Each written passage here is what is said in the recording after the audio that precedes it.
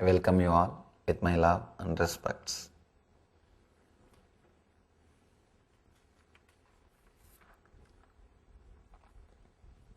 Today's subject is power of discrimination. Yesterday it was power of wisdom. Today power of discrimination. Viveka.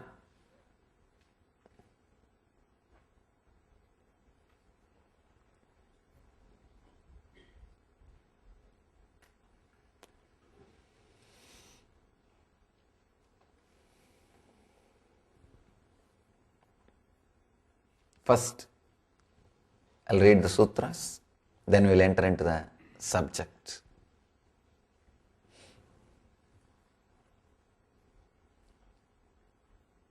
Satte ruve yam gante yarra se pase dahevayam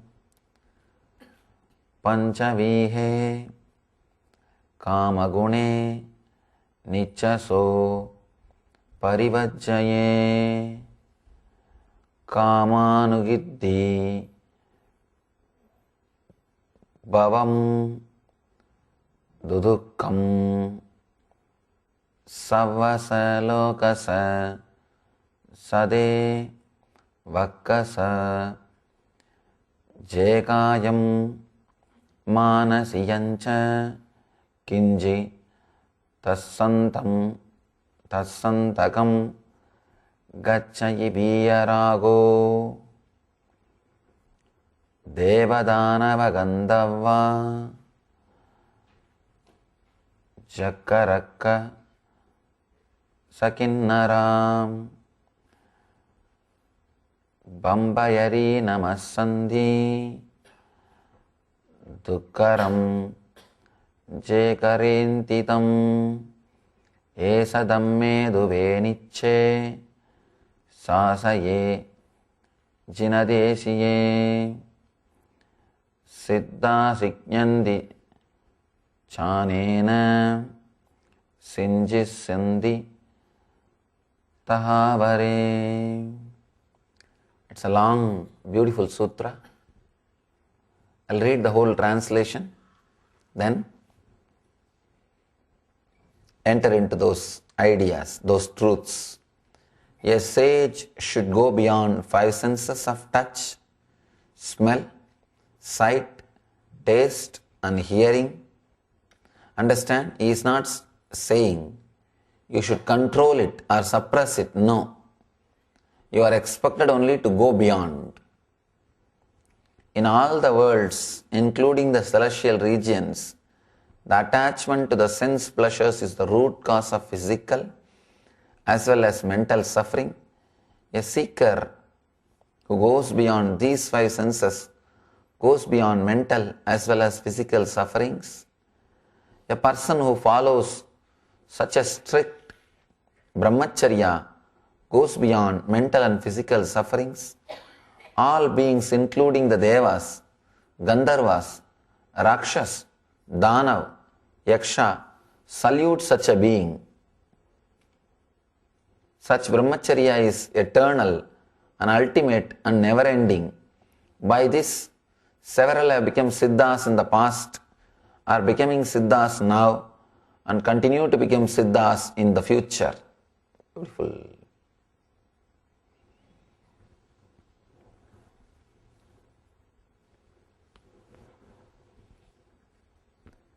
These great truths should not be analyzed intellectually before you start practicing. That is the main thing. If you analyze these words intellectually before starting the practice, you will think, what is going on? What Mahavir is telling? He is telling us to become Swamis. He is telling us to give up the life. And you will naturally give up Mahavira, not life. Understand, only when you try to put these few words in practice, you will realize he is not telling you to give up life. He is telling you to give up the negativities or blockages which you carry in the life. Here he says, go beyond five senses. He is not telling suppress your five senses. No. Other day, we were having conversation. Somebody asked me, Swamiji, you don't feel your body? I said, no. Who said?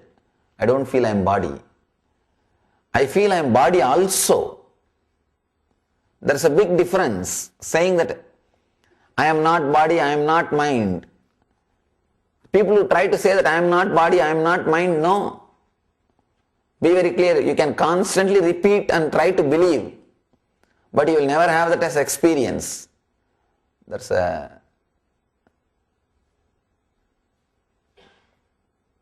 funny story. There was a great guru called Paramartha Guru, and he had 4 foolish disciples. This guy and his disciples, there are such a lot of funny stories about them in South India. South India is very popular. Of course, he's an imaginary figure, but very popular. All of them went to a devotee's house for a feast, Bandara.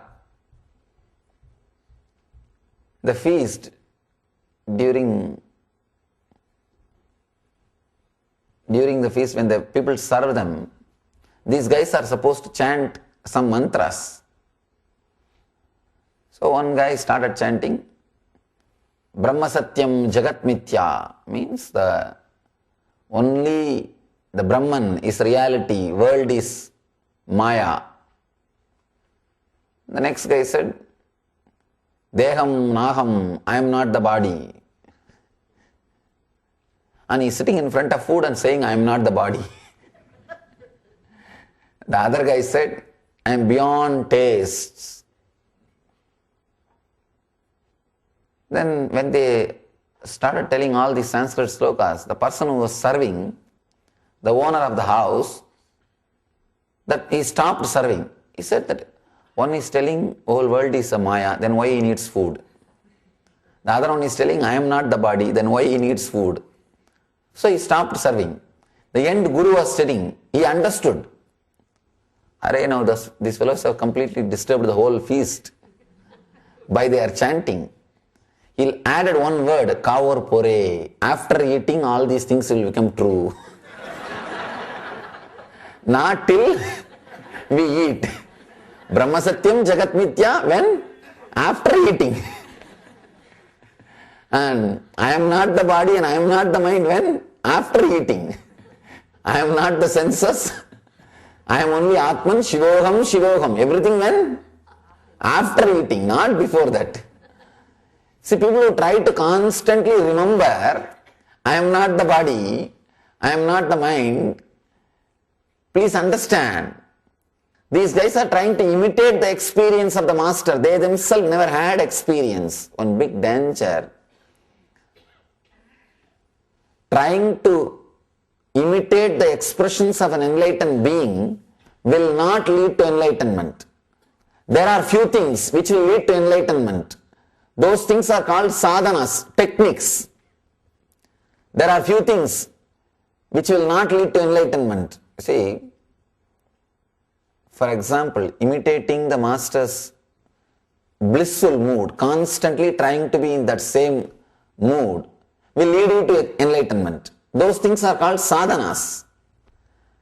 But trying to live like him, many times, there are dangers that you will fall into the different space. Because there are so many things which you can't even imagine about imitating. People come and ask me, Vivekananda smoked, why not me? I tell them, do everything, whatever Vivekananda did, you do all those things, then you also do smoking. These guys don't want all the things which Vivekananda did. They want to pick up. That's a big difficulty. But with Mahavir, you don't even have that difficulty. You can never imitate Mahavir. His body language is so pure, you can never imitate. If you imitate, you have to be in that space. Otherwise, impossible. That's what Mahavir is, a master who has not given any loopholes. No loophole. Foolproof guru. Foolproof master. You can imitate any body language, anything of Mahavira. You will only grow. There is no such thing that you will come down or you will fall down. Saying or thinking constantly, I am not the body, is not the right technique or right method. Actually, when you have experience, you will go beyond body. You will not have idea, I am not the body. What life and intensity and energy you feel inside your body, inside your skin. See, now all of you feel life, that you are living inside your skin. The same thing you will feel with the whole cosmos, with the whole existence. That is what I call going beyond the body, going beyond the senses. Understand this simple one or two techniques that may give you the real liberation.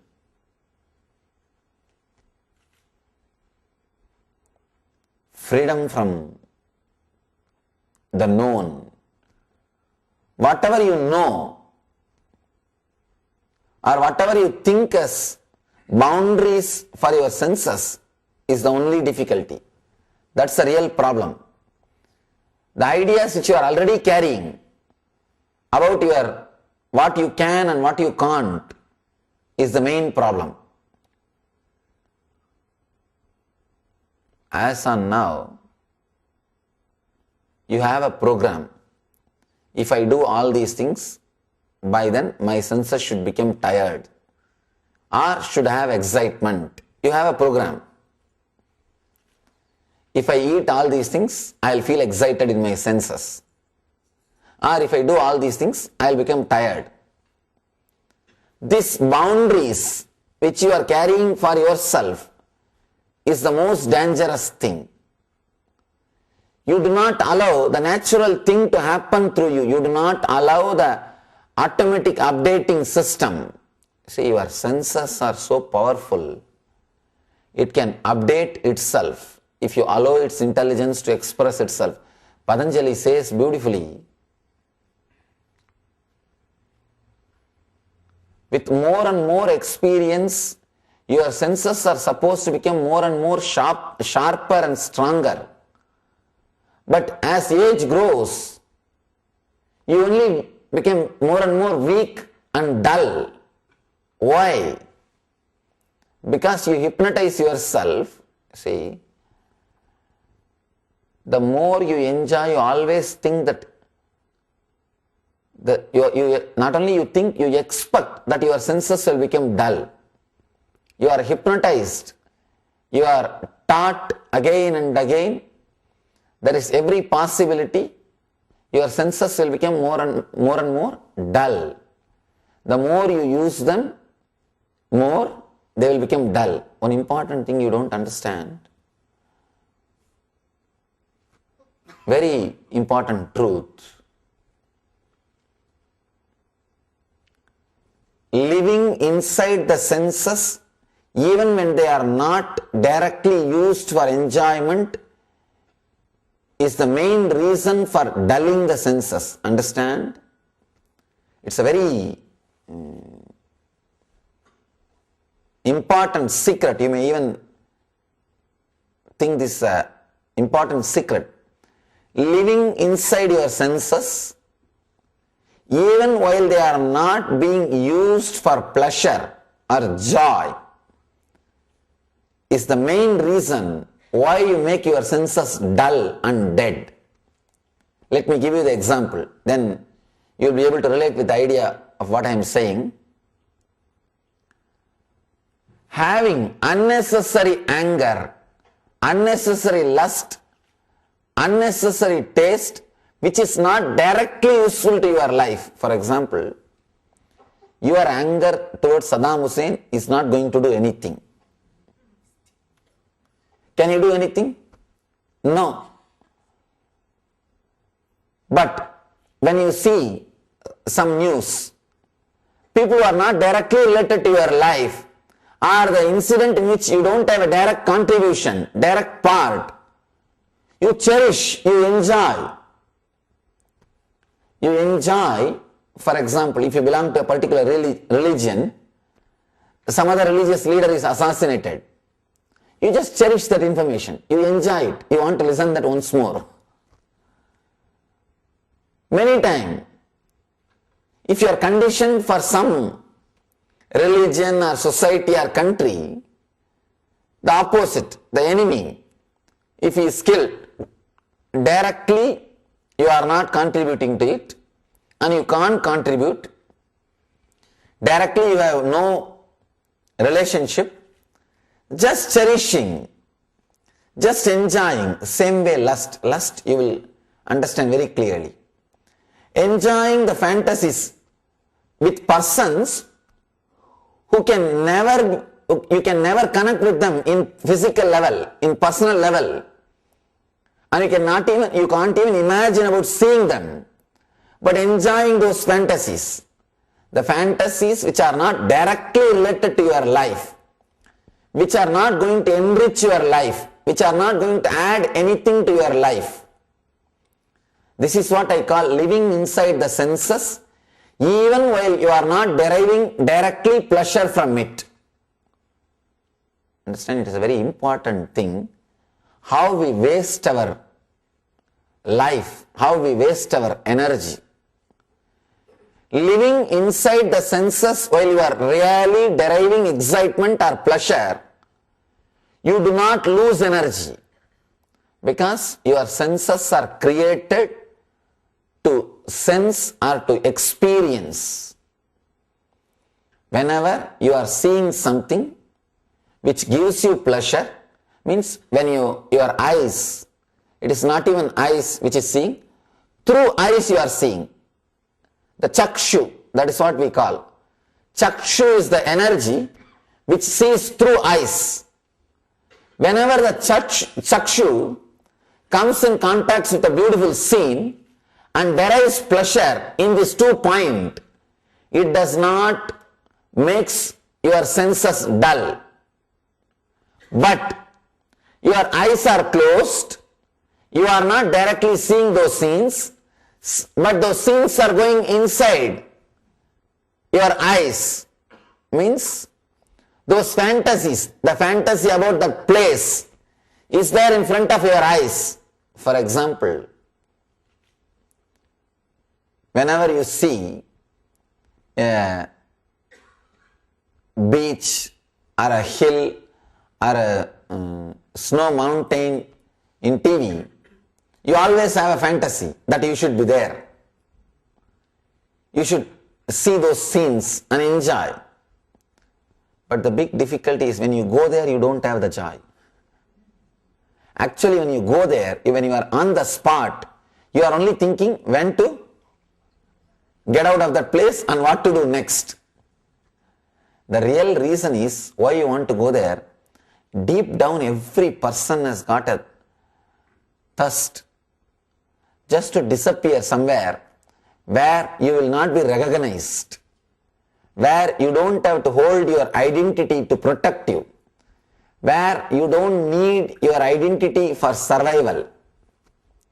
So whenever you see a distant place where you are clear that nobody knows you, you always want to go there. But after going there, you try to establish the same old nonsensical identity to everybody. Whoever is staying there, you will tell, hey, do you know who am I? Do you know who am I? Do you know who am I? In 2 days, the whole world knows. And again, you want to escape from that place. Because now again, you have to keep your identity to protect you. Understand? You want to go there. Actually, the main reason is so that nobody will recognize you. You will be away from your identity. But after going there, you try to establish your identity and create more suffering and try to escape from that place also. Anyhow, understand this one important truth. When actually the pleasure is happening through your senses, when actually you are deriving the pleasure through the senses. It's like an object and your energy and the sense. Sense means the eye or, no, or the nose or the tongue or ear or the touch. These are called senses. Your consciousness, when it touches all the five senses, it takes different name. When it touches your eye, it is called chakshu. When it touches your ears, it is called grana. When it touches your tongue, it is called tvak. It takes different name. And there is an object. Actually, when these three are meeting, pleasure happens in you. Exact moments in which the pleasure itself is happening